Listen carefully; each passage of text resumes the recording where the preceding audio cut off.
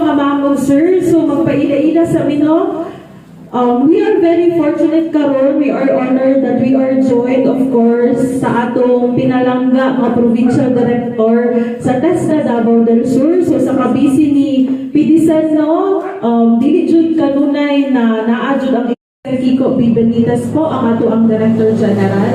And of course, ato ang Regional Director diri sa Region 11 or Davao Region, si Director Darhata S. Mapandi Seso 3 or known as RD Tata. And of course, ato ang PD, si PD Sen or DepEd. Pag pumasok ka ng DepEd, kinakailangan yung edad mo tugma doon sa kung ano yung grade mo. Halimbawa, pumasok ka ng grade 5, hindi siguro pwede na ang grade 5 is... Afternoon po mga mamong sir, so magpaila-ila sa mino.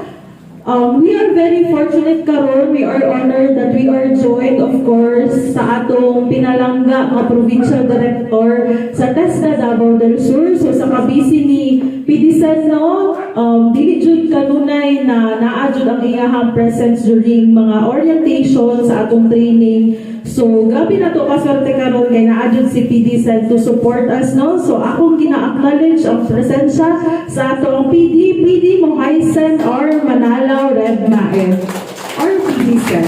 PDSEN, good afternoon po. And of course, kaubanan nato ang ato ang mga representatives from our training provider. Kabalo ba ta kinsay mag-train sa ato Okay, so Lao Integrated Farms, no, nakauban na to si Ma'am Sinet, na maayong hapon.